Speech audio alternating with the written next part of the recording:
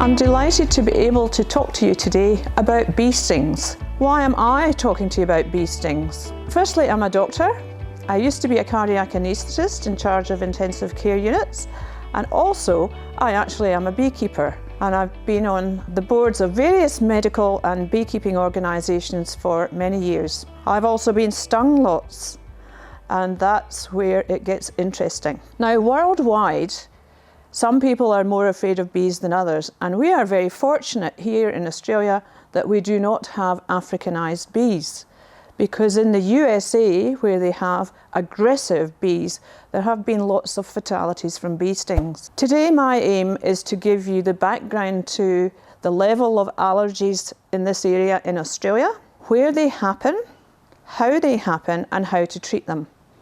And we're going to do two sorts of treatment today. We're going to do the treatment of an anaphylactic reaction to a bee sting, and we're going to do the treatment of multiple bee stings in one hit. Now let's get a bit more of a picture about how serious bee stings are. In Australia, we have things like crocodiles and honeybees, and we have hornets and wasps, and we have road traffic accidents, and there are all sorts of things that can happen to people. I'm just going to give you some statistics about a very good study published in Melbourne in 2017, which puts those injuries in proportion. Overall, in the 13 years of measuring envenomations, there were 3,200 people turned up in hospitals throughout Australia. Of those, there were 27 deaths in a 13-year period. Now, you're actually 3 times more likely to die from falling off a horse,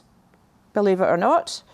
You're more likely to die from being bitten by a shark, and you're also almost as likely to die from being eaten by a crocodile. There were 23 deaths from dog bites in Australia during that 13 years. So over that 13 years, there were 40,000 people hospitalised in the whole of Australia, and there were 27 deaths. And our interest today is to find out what's happening in the background with allergies in general. Worldwide, allergies are increasing, and we're not really quite sure why it is, but there was an Australian paediatrician who showed, for example, in children with allergic asthma, that if you went to kindy, and if you actually went to communal kindy, over your lifetime you had less long-term asthma. And that study was done in Berlin, with East and West Berlin, because the two divides had communal kindies on one side, and they had the same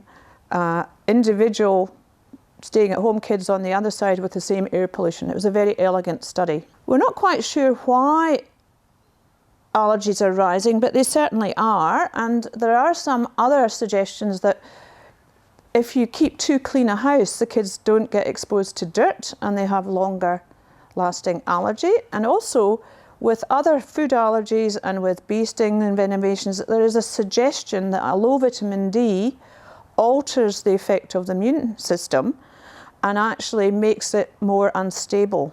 So keeping your vitamin D level up is really good, as it is in COVID times, because vitamin D also helps you to survive COVID better. It won't stop you getting it, but it will help you survive it better. Now let's have a look at the figures for Australia currently for allergies. Believe it or not, 0.2% of children develop anaphylaxis, and that can be to seafood, bee stings, peanuts, a whole load of other things. But 3% of adults can develop anaphylaxis, and that can be to all sorts of things. And sometimes you never find out what's caused the anaphylaxis, which is very distressing for those people. In our case, we're actually talking specifically today about bee stings. So here we are in New South Wales in Australia, and New South Wales is the most prolific beekeeping state in Australia, with approximately 1/3 of all bees, honeybees, kept in Australia, and they're used for pollination and lots of things, and they're actually in everybody's gardens. And we have 1/3 of the bees in Australia, and South Australia for some reason only has 12% of the bees, but they actually are overrepresented by bee stings, in that they have 3 times as many bee stings as they should, given the number of bees. Now, is that because South Australians like more perfume? Or is it because they wear more flowery clothes?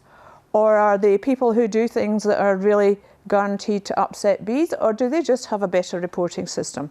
The answer is we don't know, but we in New South Wales like to think that we're doing the best we can to avoid bee stings. And remaining calm is one of them. Now, what is it that happens to trigger anaphylaxis? There's so much we don't know about this, but often a person who develops anaphylaxis to bees has had 1 or 2 bee stings before, and it can just come on. A sudden re-exposure is a common trigger in beekeepers though, from somebody who hasn't been exposed to bees for a long time and then goes back to beekeeping. Those people are at much higher risk of developing anaphylaxis. And even people who are beekeepers who've been stung multiple times can suddenly become allergic. That's devastating if your business is beekeeping. Beekeepers' wives who actually wash their beekeeping protective clothing are also at risk of developing anaphylaxis. And we're not sure whether this is because they're inhaling material off the washing that they're doing, or whether it's actually through their skin. Again, we don't know why, but that's how it is. Being stung lots and lots and lots doesn't make you immune to anaphylaxis. It's a bit like me taking penicillin for a sore throat, and I can take it 50 odd times over my lifetime, but the 53rd time I take it, bang, I can become allergic. Now we're actually going to talk about the treatment. And we're going to talk about the treatment of bee stings in 2 capacities. One is anaphylaxis first, and then multiple bee stings. Most people don't realise that anaphylaxis kills people who have low blood pressure. And low blood pressure is the most important part of an anaphylactic reaction. If I develop anaphylaxis, I feel very frightened. Something is going on that is making me, as a person who's been stung and getting an anaphylactic reaction, tingling around the mouth, a swollen tongue, shortage of breath, could just be a panic attack. But if you're experiencing symptoms like that, go and find somebody to help you and lie down. So we'll get the person lying down. We will either phone 000 ourselves, or we'll delegate someone else to do it. And that's very important, because the person who is phoning 000 should not be panicky, because they will often stuff up the address to which the ambulance is being called. Now, we will also talk about some things that clubs can have on site, because for most of us, a bee sting will give us either a mild red rash or a bit of swelling and what looks like cellulitis. And those stings can be treated by, firstly, taking the bee stinger out to stop the dose of venom getting higher, as you've seen earlier. It can also be treated with some very simple things that you can keep in your house or your club. The first thing that we can have in our first aid kit is a 1% hydrocortisone cream. Now, you can buy this over the counter in Australia. You don't need a prescription to get it. And basically, this is available from most pharmacies in Australia. It's simple, it's easy to put it on the bee sting. The other thing that I would consider doing is putting an ice cube on the bee sting, because that's going to help numb the local tenderness. The second thing that I would suggest you keep in your cupboard or your first aid kit is an anti-histamine. Now, oral antihistamines are in general very safe drugs. Again, they can be bought over the counter. They're not expensive, the same as hydrocortisone is not expensive, and they have a long use-by date in general. This particular one, Zyrtec, is actually one of the non-sedating modern antihistamines, and it actually is probably got a slight edge on skin swelling and rashes. And the dose is on the box, and you can get it for children as well as a liquid. The third thing that we can use is adrenaline. This is an EpiPen, and I'll come back to it. And this is adrenaline, which is actually available if you go and speak nicely to your GP and explain what you want the adrenaline for your club. You will probably be given 1 ampoule of this or 2 with a syringe and needles. However, if you are going to keep the EpiPen in your club, there are certain questions that you need to ask. And I'd like to thank Sheila Stokes of the New South Wales ABA for these questions to ask. An EpiPen really should be used by somebody with some training. Most teachers in Australia will have had EpiPen training. But the first question is, does the club want to keep an EpiPen? It is not a legal necessity. If you do decide to keep an EpiPen, where is it going to be stored? Do the committee all know where it's going to be stored? Who has access to it? Not much use having an EpiPen locked up in a safe or where nobody knows where it is. You also need to think about who is going to replace this when the expiry date happens, because adrenaline does have an expiry date, sometimes 3 months and sometimes 2 years. You do need to look at that expiry date. Often there will be people in the club who actually carry their own EpiPen, and that's why EpiPens are prescribed in 2 boxes at a time for people who are anaphylactic. I will say that only people who have been treated in hospital with adrenaline are eligible for the PBS subsidised EpiPens. They cost $30 odd on a prescription, but if you actually want to buy one for your club, it's round about $100 over the counter, but you will need a prescription for this medicine. Do you appoint a specific person to be in charge at each event? Do you start each meeting with a safety briefing so that everybody is aware of who's in charge or who to go to, where the toilets are and where the emergency kit is? I would say to people that I don't think everybody should have an EpiPen in the club. If it's used inappropriately, it can cause a fast heart rate and angina. So I think you have to think very carefully about whether you should have an EpiPen in the club.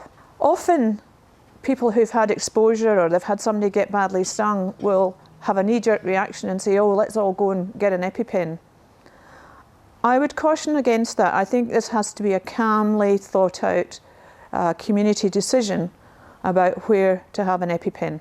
Now, if you go and see your GP and ask and explain why you want the adrenaline, go and see your GP and talk to them, because they may be willing to give your club 2 ampoules of adrenaline with a syringe and some needles. But again, it's a case of who's going to use that and do they have any training. When it comes to using EpiPens or Ventolin, if somebody is very short of breath, then often there'll be people in the club who are carrying an EpiPen or who actually have their own Ventolin. Now we're actually going to talk about being stung multiple times. For example, there was a Melbourne gardener killed when he accidentally disturbed a beehive and they all chased after him and stung him. It is extremely rare for this to happen, but we've all had chases like cartoon situation where bees have actually followed someone back to a car, or they've actually chased them and they've turned around and been hit by lots of bees. The problems actually depend really on numbers, and certainly in the US where they have killer bees, 700 bee stings is enough to kill anybody. But say 20 or 30 or 50 bee stings is enough to make you feel ill physically. And again, it gives you low blood pressure. So what to do when someone comes in, or you can see them being chased by a swarm of bees, or you can see that they actually are in distress and feeling sick and unwell, is to get them into a place of safety and shut the door. Whether that's your car or in a building, it doesn't matter, but get them somewhere where you can get them away from the bees and shut the door. The first question is, where have you been stung? And the first action is to remove the stings, as the venom sac will keep pumping for 2 to 3 minutes, injecting more venom. Use a sharp edge to remove the stings, for example, a fingernail, a hive tool, or a credit card, or a knife. Use the edge to push out from where the skin is pierced by the sting. Don't use tweezers or grab it by the end of the sting, because you'll squeeze more venom into the skin. The other thing to do is lie them down, because it's the low blood pressure and tachycardia, and in the case of multiple bee stings, the actual venom itself is really toxic and makes you feel so unwell. And then dial 000. The other thing that can help people who've had multiple bee stings is to give them something like lots of water, but preferably things like Gatorade Zero or Staminade, because those electrolytes will help to bring the person's blood pressure back up while you are waiting on the ambulance. So reiterate, get the person in a safe place, be able to shut the door, get them horizontal, and give them some fluids to drink, whether it's water or Gatorade Zero or Staminade. And that should help to gradually get their blood pressure up. The other thing you can do is to put their legs up on a chair or a stool. It's very simple. Now we're going to talk about what happens when somebody actually has been stung by a bee and comes in and says, I'm not feeling well. Here we have Penny, who has been out keeping her bees. Lamorna, I feel a little bit funny. I've been stung by some bees and I'm just a little bit anxious. Anxiety is a really important clue to the development of anaphylaxis, because the person who is reacting looks scared. They actually are really terrified about what's happening because they can feel these changes happening really rapidly. Have you got any tightening in your chest? My throat feels a little bit dry and I feel like my mouth is feeling funny. Have you got any tingling in your mouth or in your tongue? In my tongue feels tingling, yes. What about round about your mouth and your lips? I feel numb. Okay, Penny, I think the best thing while I'm assessing you is to actually get you lying down. You might not feel too bad at the moment, but it's pretty important that we get you to lie down. Now that I've laid the Penny down and got her to lie down on the ground, I'm just going to feel her pulse. She looks very sweaty, so something is going on, and she is actually beginning to get a little bit tight in the chest and frightened. And basically, Penny, what I'm going to do now is phone the ambulance, but before I do that, I'm going to put your legs up on the chair or anything else we've got available. Now, we have a chair here. It could be a box of vegetables. It could be a lump of wood. It doesn't matter what it is as long as you get her legs up above the level of her heart, because all the blood that's in her legs will go back to her heart and give her enough blood to go to her brain. How are you feeling, Penny? Okay, I feel okay. Well, just try and breathe slowly in and out, and I will phone the ambulance. It's important when I phone the ambulance to actually say who I am and where I am and what the emergency is. So I'm going to phone 000, and they'll say fire, police or ambulance, and I'll say ambulance, and I'm going to say it's having an anaphylactic reaction. My name is Lamorna Osborne, and I'm actually phoning about a lady who's had an anaphylactic reaction to a bee sting. The address of the event is 98 Eaton Street South in Sutherland, and the lady is breathing, she's conscious, but she's very sweaty. She's got a fast heart rate, and she is lying down with her legs up on a box or a chair. 5 minutes, thank you. You might not have anything to put Penny's legs up on, but you do have your shoulders. Doesn't matter where you are, you've still got your shoulders that you can put someone's legs up on. Penny, how are you feeling? Okay. That's good. They'll be here any minute. Thank you. And give you a drip. I'll just feel your pulse rate. I'll put your feet back down on the chair. That's very steady, and it's not as fast as it was when you came in, which is good news. You feel okay now? You want to get up? Yeah, I feel better. Lamorna, I think please, I'll be okay. Penny, please stay down, because as soon as you get up, you're going to feel dizzy again and pass out. So stay down where your blood pressure will be better. I know you feel all right in the head and you've come to, but I actually do want you to stay like this until the ambulance get here. The other thing I'm going to do is get you a soft drink, and I'll get a bendy straw. Now, bendy straws are good because you can feed people fluids who are lying down, and provided the person is conscious. don't try this if they're actually out of it. So Penny, the ambulance is on its way and they should be here any moment. This is where, if you were in a club that had an EpiPen, you would use it. And the instructions on the EpiPen are really clear. And in an emergency situation, if somebody's had anaphylaxis and they're going to do it again, they know to take the blue end off and to put it up against your thigh. Through the jeans is fine for this. And press it up against there hard and it will automatically discharge. If you're in the country and you're on your own, or you're on your own when this happens to you, the best thing to do is go and lie down and put your feet up. Now, you might not have anybody's shoulders or a chair, but even a wall or a log or anything like that will do. And then try and phone 000. If you can't do that because you haven't got a phone, then try and find somebody to help you. Driving is a very scary thing to do if you're having an anaphylactic reaction, and I really advise against trying, but there may be situations where you have to, but just take extra care because it's not easy when you're vertical and your blood pressure is really low to actually handle a car properly. You're much more likely to have an accident. So my advice to those beekeepers who are out in the middle of nowhere, they're usually accompanied by another person. But make sure if you are on your own that you've got a mobile phone, and if you're in an area without mobile reception, take somebody else with you, even if they're not a beekeeper, to sit in your car. Well, I hope you've got a good idea of what to do when people have an anaphylactic reaction and that you don't end up with somebody who is unconscious.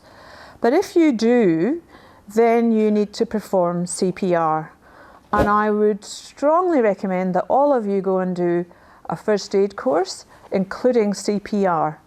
It may help to save the lives of one of your family, one of your friends, or one of your workmates if you know what to do. In conclusion, the chances of you suffering, or someone you know suffering from anaphylaxis, are 3% in Australia. And again, that makes knowing CPR and what to do with anaphylaxis really important for a sizable proportion of the population. It's not always bees, it could be shellfish, it could be preservatives in wines and beers, it could be peanuts, but there are lots of people that you can help if you have done CPR. For more information on what to do with anaphylaxis, there is an excellent website called the Australian Society for Immunology and Allergy, and they actually have an anaphylaxis plan, which is very straightforward. They also have anaphylaxis training online for doctors and nurses and people who need to do this for free.